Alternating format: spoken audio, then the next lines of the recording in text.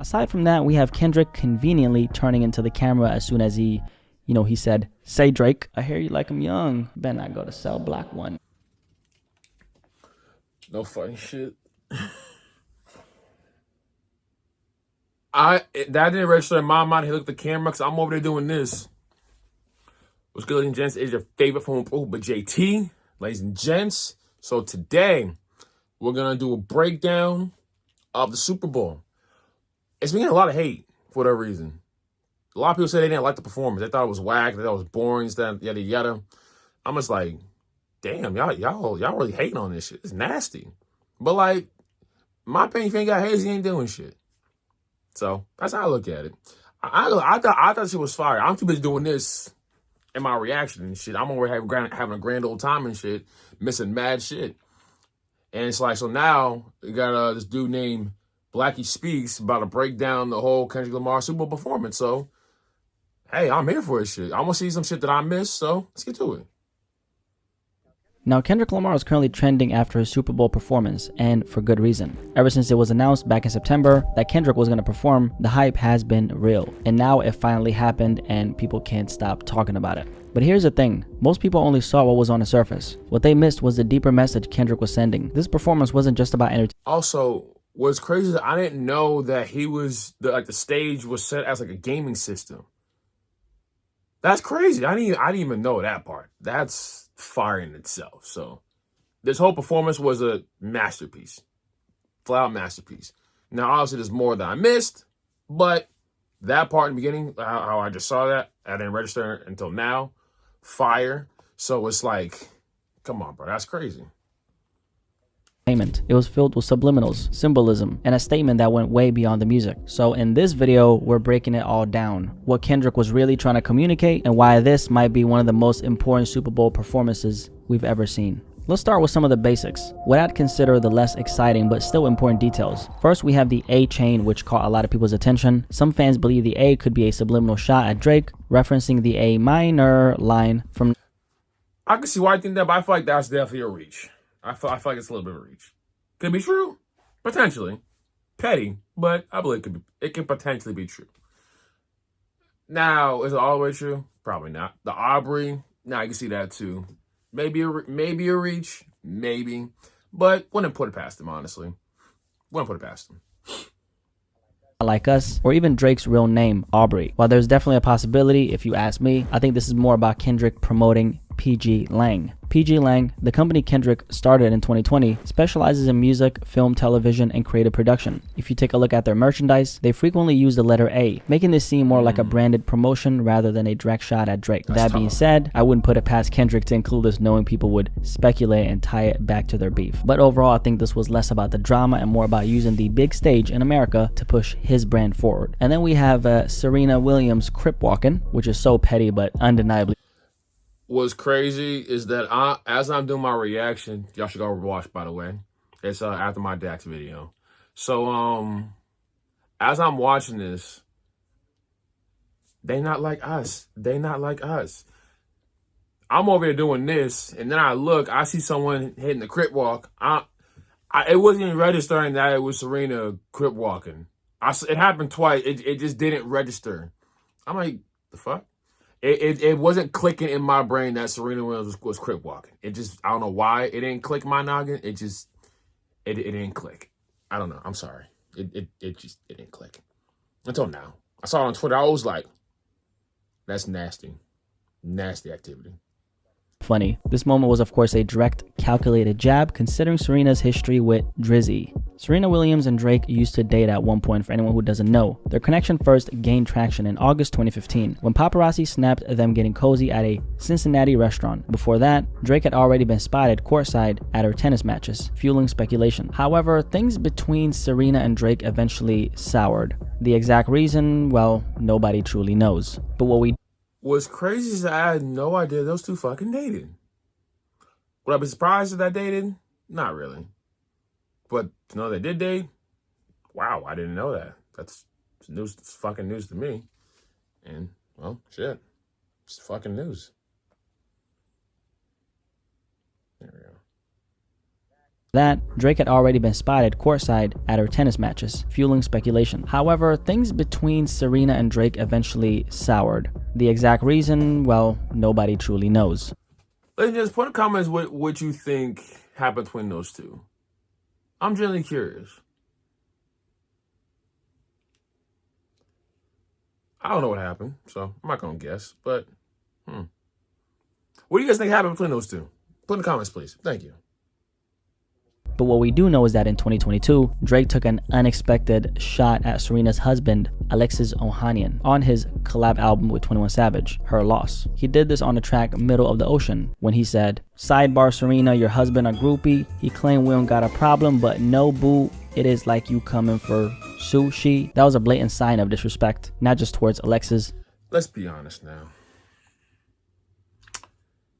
She has every right to cook this nigga for dissing her husband. She has every right. Now, obviously, a little petty by doing the crip walk and shit. Funny, but kind of petty. But it's like, come on, like throwing a shot at your husband, like throwing a shot at the father of her children. Come on now, that's fucked up. Like, you being petty, my boy. Like, why you even throw him in there in the first place? They mind no business. They got a happy life and shit like that. You just mad because you ain't with him no more. Like, what's wrong with you? You fucking weirdo. You can have any girl you want. Probably not now, but hey. But indirectly towards Serena as well. And it was clear that she caught shade. Alexis Ohanian later responded on Twitter, brushing off Drake's comments while proudly embracing his role as a quote-unquote groupie for his wife and daughter. Very respectable man. Fast forward to the Super Bowl, and Serena's playful yet symbolic crip walking during Kendrick Lamar's performance almost felt like a subtle but satisfying clapback for the both of them. I think the deeper context definitely made it hilarious in its own right. Whether intentional or not, which it probably was, it was another reminder that hip-hop and pop culture history always finds a way to resurface. So Serena, one of Drake's exes, and they obviously had a fallout. What a better way to send a message on the biggest stage than having her dance or crip walk to what is essentially the national hater anthem against Drake. Also, why is it saying dance or he had like in quotations or a crip walk? Damn. I feel like they gonna were they killing her on Twitter? Put in the comments just was that killing Serena's crip walk on Twitter? I thought she was valid. Not gonna hold you. She was going hard too. She was going in. Resurface. So Serena, one of Drake's exes, and they obviously had a fallout. What a better way to send a message on the biggest stage than having her dance or crip walk to what is essentially the national hater anthem against Drake. Also, SZA was up on that stage with Kendrick, and for anyone who didn't know, SZA used to actually date Drake back in 2009. So there's that. For the Serena angle, there's also another layer to this moment. Serena did grow up in Compton before moving to Florida at the age of 9. So not only does she share hometown roots with Kendrick Lamar, but the fact that they came together collectively to embrace a song that openly disses Drake, that's a shot 100%. It almost felt like a full circle moment. Kendrick, the hometown hero, using his Super Bowl performance to take aim at an industry rival, and then Serena, who grew up in Compton, casually hitting the crip walk to the same song right there on national television. Aside from that, we have Kendrick I ain't gonna lie. Before I get to this part, to crip walk to this song after being called a pedophile and 133 million people are watching, and I'm pretty sure more than half the world said A minor too. Yes, that is just flat out devious activity in itself. Devious demon activity. Ladies and gents, put in the comments devious activity for Serena Williams crip walking if you believe that's devious activity. Put in the comments, please. Thank you. Aim at an industry rival, and then Serena, who grew up in Compton, casually hitting the crip walk to the same song right there on national television. Aside from that, we have Kendrick conveniently turning into the camera as soon as he said, "Say Drake, I hear you like I'm young. Better not go to Cell Block 1." No funny shit. That didn't register in my mind. He looked at the camera because I'm over there doing this. Say Drake, I hate like I'm young. I wasn't even fully paying attention to that part because I'm over there doing my shit like this. I ain't gonna lie. The fact that he looked in the camera like this, say Drake, nasty activity, bro. Nasty activity. Like that's just evil intentions. Petty, but evil intentions. God.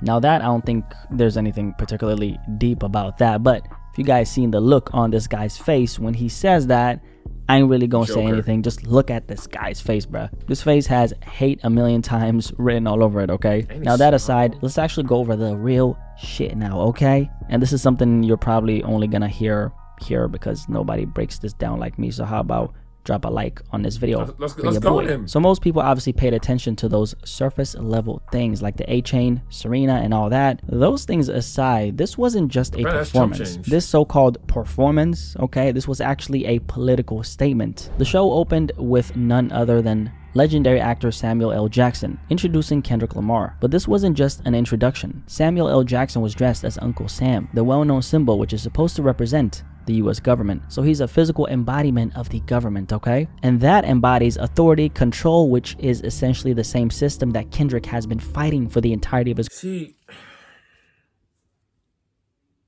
now I was wondering about the whole Uncle Sam shit, but now I see that makes so much more sense. I was just happy that he was just a part of the show. But like not on this, but like it wasn't clicking the full deeper meaning behind it. Like the control, I know, too loud, too ghetto. Like that part in itself, it goes to the control part of like the government wanting control. Like, well, let's just speak up, but not too much so you be a problem. So, hey, this video gets blocked, then well, hey, you know. But yeah. So I mean, call a spade a spade. Hey. Career, but most importantly of all, life. Kendrick Lamar has spent his entire career being critical of the systems in America that have contributed to so much of the pain Black America has faced. He's never shied away from addressing oppression, economic disparity, and systematic racism in his music. In fact, he dedicated an entire album to these themes in 2015 called To Pimp a Butterfly. One of the most striking examples of this is Wesley's Theory, the very first song on the album where Kendrick raps, "Anything, see, my name is Uncle Sam, I'm your dog. Motherfucker, you can't live at the mall. I know you're kind, that's why I'm kind. Don't have receipts, oh man, that's fine. Pay me later, wear those gators. Cliche, then say F your haters." Now this particular song is about the financial traps that have kept Black Americans stuck in a cycle of debt and economic struggle. Kendrick paints a picture of the US government personified as Uncle Sam, luring young Black men into a false sense of financial freedom, encouraging them to overspend, indulge in materialism, and accumulate debt, all while knowing that the system is designed to keep them from ever truly attaining wealth. Simply put, it's a trap. And Kendrick, being as intentional as he is, wasn't just referencing the song for nostalgia. His decision to have Samuel L. Jackson dressed as Uncle Sam introduce his Super Bowl performance was a callback to this very idea, reminding us that financial literacy, systematic racism, and the exploitation of Black culture are still very relevant conversations today. Wesley's Theory is a direct reference to actor Wesley Snipes. People don't understand systematic racism actually is a very, very real thing. Like people talking about like, no, only Black people can Black people. Like, all right, like you understand, people are products of their environment. Like people are trying to survive. Like, don't get me wrong. Like, do I like seeing Black folks killing each other on TV? No, I don't. I hate seeing stuff like that. But again, you gotta think about the environment that they grew up in and how they're trained to survive in that environment. Now, everyone, sometimes they're just a product of their environment. Some people eventually make it out. Some people try to make it out, and the system screws them. So it's like, again, like this is a real thing. Like the system is designed against people who look like this. I think about this: if someone white and someone Black commit the same crime, the Black person getting more time. I'm just calling this all fact. If this video gets blocked, then you know what it is. Just keeping it stack. But yes, that's a real thing. If me, I'm not saying I would, but I'm saying if me and some other white person commit a crime, I would get more time because of the color of my skin, respectfully. And we did the same crime. reminding us that financial literacy, systematic racism, and the exploitation of black culture are still very relevant conversations today. Wesley's theory is a direct reference to actor Wesley Snipes, who famously went to prison for tax evasion. Kendrick used Snipes' situation as a metaphor for how the system sets up black artists, athletes, and entertainers to fail financially. Wesley Snipes was once one of the biggest actors in Hollywood, but after failing to pay millions in taxes, the American government came down on him hard. While tax evasion is a crime regardless of who commits it, Kendrick's point is that black celebrities are often placed in a financial trap, encouraged to spend recklessly, not given the tools for financial literacy, and then penalized harshly when they make mistakes. Kendrick's message in Wesley's theory is that the system doesn't just allow black success, it profits off of black success while making sure that the wealth never truly stays within the community. The government gives opportunities, loans, and access to luxury, but then punishes those who don't navigate the system correctly. It's a cycle, one that's intentionally designed to keep black people chasing wealth without ever achieving true financial independence. And when you bring this back to the Super Bowl performance, the symbolism becomes even clearer. Samuel L. Jackson as Uncle Sam wasn't just a random creative choice, it was a statement. Kendrick was showing that the same oppressive forces he's been rapping about for years are still at play, even on one of America's biggest stages while he's on that stage. Essentially, Kendrick is saying the same forces that allowed me to get on the stage, the ones that helped me get to my success and wealth, are the same forces still controlling the game while I'm performing on this stage. It's a paradox. Kendrick is saying that damn. I mean, that all actually makes sense. Like, think about this. Ladies and gents, if Kendrick didn't have any restrictions for Super Bowl, what do you think he would have did? Put in the comments. Just please think. What do you think Kendrick would have did if he was able to just do what he wanted in the Super Bowl with no restrictions? Put in the comments. Because, let's be honest, there's a lot of stuff he could have done, but it was very confined. Very confined. And it's like, if he had full-fledged freedom to do what he wanted, I feel like it got nasty. It could got a lot nastier, in my opinion. A lot nastier. Also, super side note, there was also someone holding up a Palestine sign, and I saw it on Twitter somewhere.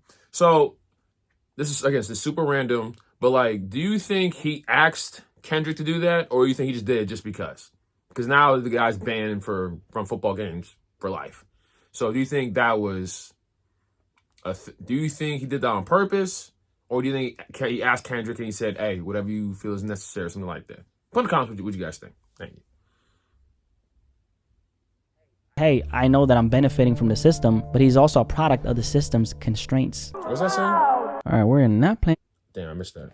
That entire clip, man. Paradox. Kendrick is saying that, hey, I know that I'm benefiting from the system, but he's also a product of... Further context, the industry profits off black culture, but doesn't want it to be too raw, too real, too disruptive. Kendrick is being told to stay in line. Okay, I see what that when he was, like I said, when he was talking about the what's it called? Too bizarre, too something, too ghetto. Mr. Lamar, something. Do you not play the game?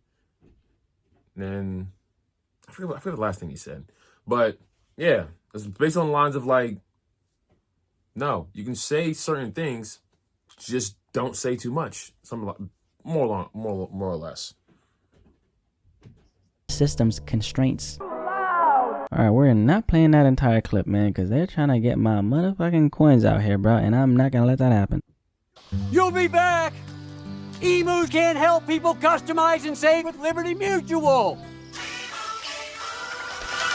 And that's why Samuel L. Jackson, representing the U.S. government, injects himself into the performance by saying, too loud, too reckless, too ghetto. This moment isn't just about performance theatrics. It's a direct critique of paradox. Kendrick is saying that, hey, I know that I'm benefiting from the system, but he's also a product of the system's constraints. All right, we're not playing that entire clip, man, because they're trying to get my motherfucking coins out here, bro, and I'm not gonna let that happen. And that's why Samuel L. Jackson, representing the U.S. government, injects himself into the performance by saying, too loud, too reckless, too ghetto. This moment isn't just about performance theatrics. It's a direct critique of how black expression is often policed and commodified. It's the system allowing Kendrick to exist, but only under certain conditions. The message is clear. Be successful, but not too successful. Speak out, but not too loud. Stay in line. Play the game.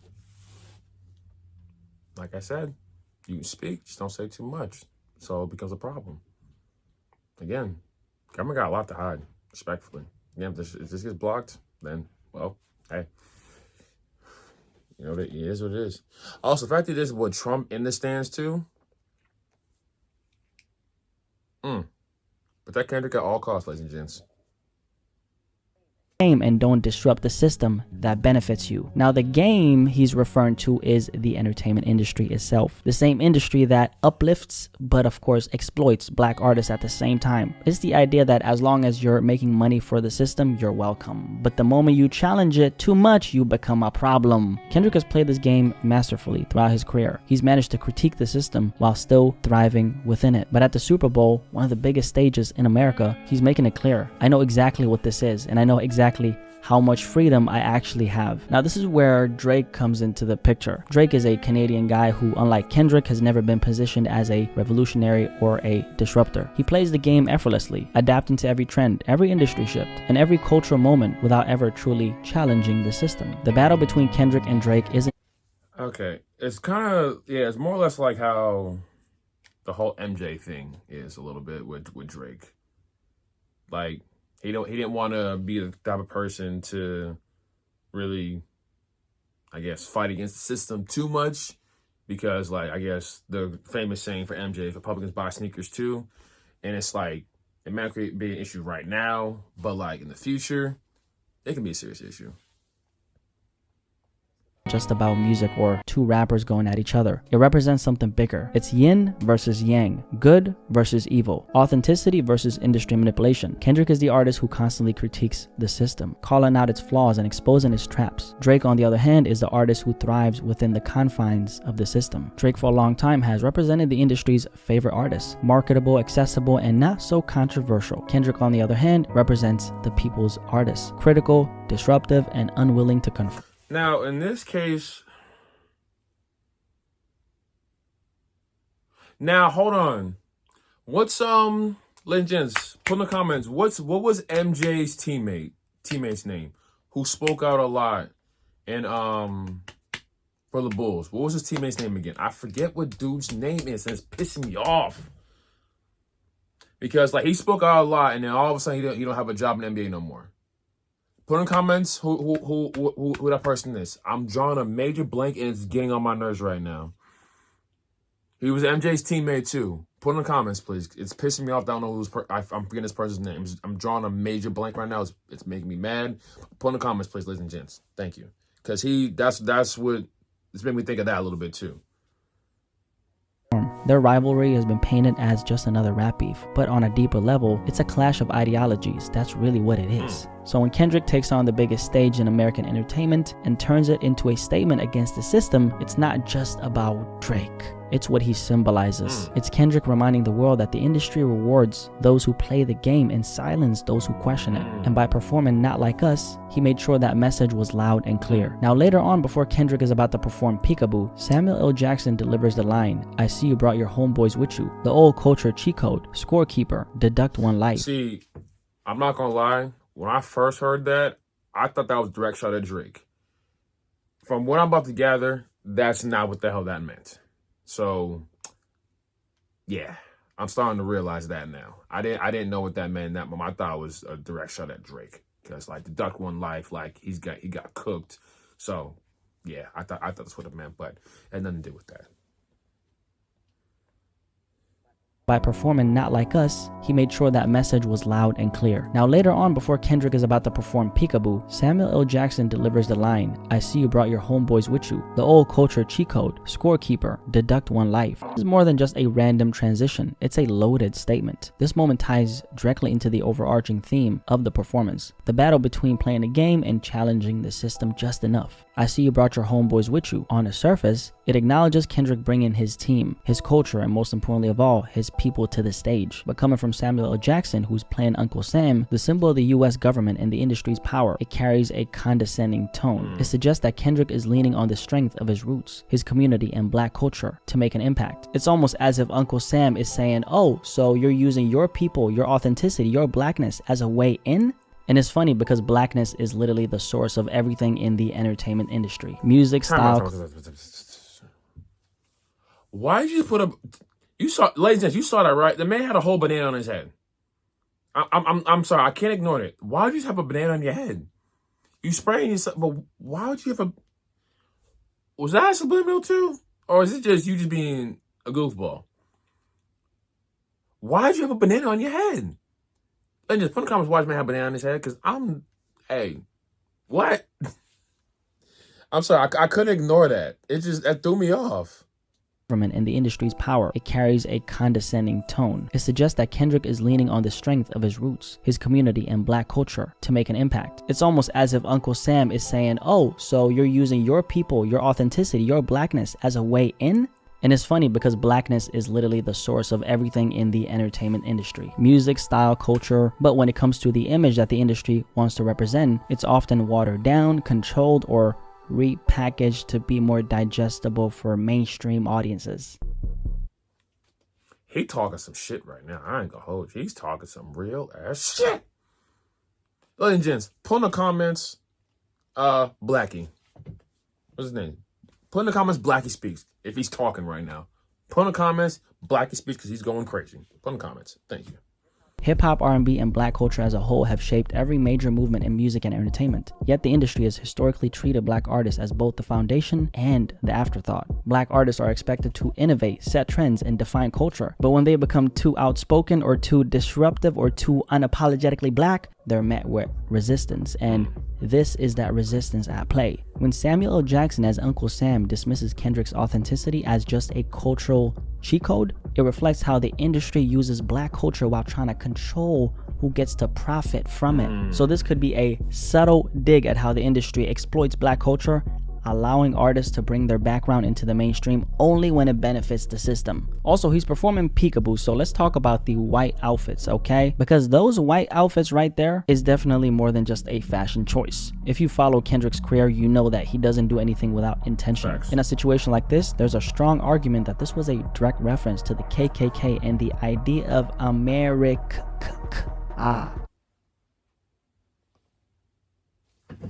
Damn, that's case. Nah, that's a bar. Nah, that's kind of wild. I didn't even think of that one. I ain't gonna hold you. Nah, that's wild. That's actually wild. Wow. America. That's a bar. That's OD, bro. Wow. Damn, that's deep as fuck. I'm not gonna lie, that's deep as fuck. Fuck. Damn, he's a fucking genius, bro. Kendrick's a fucking genius. But like, hey, if you know, you know. Do anything without intention. In a situation like this, there's a strong argument that this was a direct reference to the KKK and the idea of America. All the dancers dressed in white, moving in unity while Kendrick performs a song that directly calls out Drake, who's supposed to represent the system. That visual alone is very symbolic. Wow. The Ku Klux Klan, also known as the KKK, is known for wearing white robes. Hold on, time out. Is that why there was all the white in the red X too?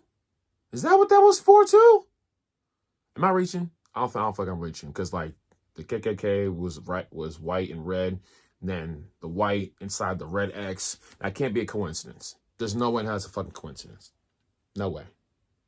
White supremacy, oppression, and the same systematic racism Kendrick has been speaking out against his entire career. And let's not forget that hip-hop has been calling out America from Ice Cube to Tupac, and now Kendrick is continuing that tradition on one of the biggest stages in America. This could also be a reference to Colin Kaepernick. The NFL has a complicated history with race, from how the Colin Kaepernick situation played out to the way black artists have been selectively allowed to perform on certain stages. And yet Kendrick gets up there and flips the entire thing into a critique of the system. Now here's the thing, ladies and gents. I don't think a lot of people know the full meaning behind Kaepernick taking a knee. Like, him taking a knee was like a symbolism for fallen soldiers, like your fallen brothers, like in like an army situation, like as far like I think was it the Marines or the Navy? I forget which one it was. Put in the comments. Marines, Navy, Army. I forget which one it was, but it was one of those. It was one of those, right? And then I'm pretty sure he asked one of them, they're like, yo, so I'm thinking about doing this, that, yada, yada. Like taking a knee is like a symbolism for like a fallen soldier and like your brothers and like the army and shit. And then they took it disrespecting the flag, but it's like, it's technically, you're disrespecting the flag by disrespecting him because he's showing respect to his fallen soldiers. And then you ban him from the NFL because he's making a statement doing that. Like, what? The whole thing kind of contradicts itself. Doesn't make any fucking sense. It's almost like he's saying, look, I know what country this is, I know how this game is played, and I know exactly where we stand. Now, right before Kendrick is about to perform Not Like Us, Samuel L. Jackson delivers another loaded line. That's what America wants. So we're gonna have to cut that short because copyright is beating my fucking ass right now, bro. Man. Yeah, that's what I'm talking about. That's what America wants. Nice and calm. You're almost there. Don't miss this. And before he can even finish, Kendrick cuts him off, launching straight into Not Like Us. So this moment wasn't just theatrical. Now, this moment wasn't just theatrical. It was symbolic. It was the system quite literally being interrupted. Samuel L. Jackson, still playing the role of Uncle Sam, the government, the establishment, the industry, was essentially telling Kendrick, this is what we want from you, something safe, something that doesn't challenge us. You're almost where we want you. Stay in line and don't ruin it. But Kendrick doesn't let him finish. Instead, he shuts him completely down and jumps straight into Not Like Us, arguably the most rebellious moment of the entire show. And that right there, that's the perfect representation of how America has always tried to police black voices. The government has a history of suppressing outspoken black figures, whether through censorship, blackballing, or outright violence. The entertainment industry has a habit of rewarding black artists only when they play by the rules and punish those who challenge the system. The media often he is talking right now, ladies and gents. He is talking. How you think about it? All the black folks who spoke up and was getting close to the truth, what happened? They end up either in jail or dead. Can't be a coincidence, ladies and gents. That can't be a coincidence. Tries to dictate how black artists should behave, expecting them to be nice and calm rather than unapologetic and disruptive, because when other groups of people speak up, it's seen as passion, advocacy, standing up for what's right. But when black people speak up, suddenly it's labeled as aggression, a threat, or something that needs to be controlled. But Kendrick isn't here to be controlled. The second Uncle Sam tries to contain him, he breaks free by being his loud, aggressive self and does the facts to Kendrick and facts to the other thing he said. As far as like, okay, let me go back to what he said again, just a clarification. Nice and calm rather than unapologetic and disruptive, those who challenge the system. The media often tries to dictate how black artists should behave, expecting them to be nice and calm rather than unapologetic and disruptive, because when other groups of people speak up, it's seen as passion, advocacy, standing up for what's right. But when black facts people speak up, suddenly it's labeled as aggression, a threat, or something that needs to be controlled. But Kendrick, aggression needs to be controlled. Yes, it's a fact. That's always been seen as that. I can say this for myself too, because I've been told, me personally, a lot of people that they're afraid of me because I'm a tall black man and my presence is very intimidating. And it's like, that's unfair judgment for anybody to say just because of how somebody looks, you're terrified of them, and then you're going to assume that they're a scary individual just because of how they look, which is fucked up in itself. But it's like, come on, bro. I mean, it's just what I had to do with my entire life. I'm pretty sure most people who are my size or bigger have to do the same shit too. Isn't here to be controlled. The second Uncle Sam tries to contain him, he breaks free by being his loud, aggressive self and does the very thing they don't want him to do. And then to top it all off, Kendrick ends his Super Bowl performance with the song TV Off, which quite literally means turn the damn TV off. Turn this TV off, turn this.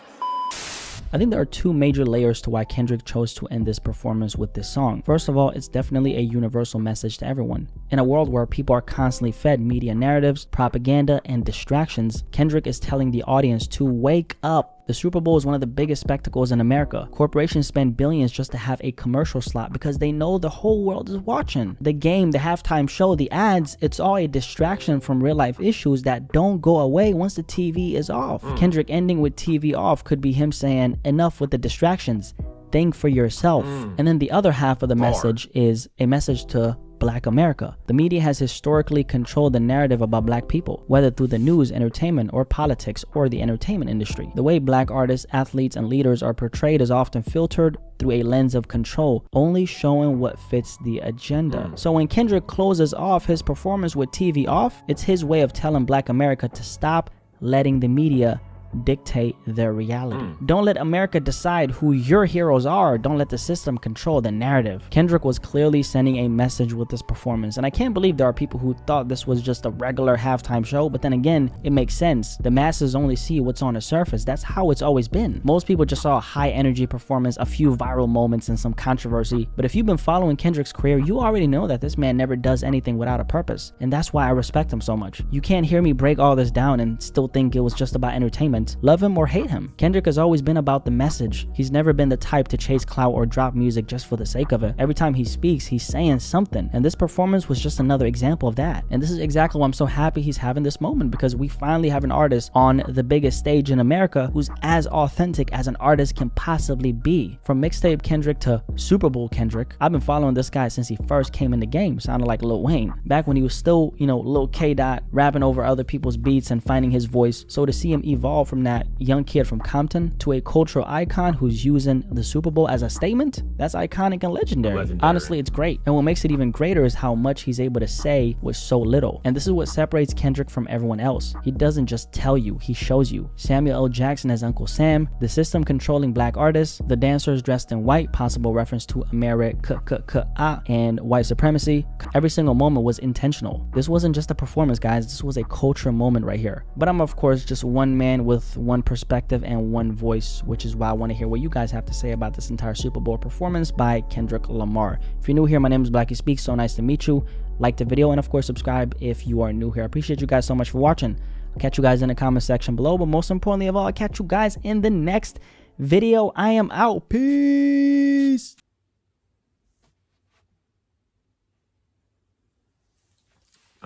He kind of killed that. He killed that one. Not gonna front.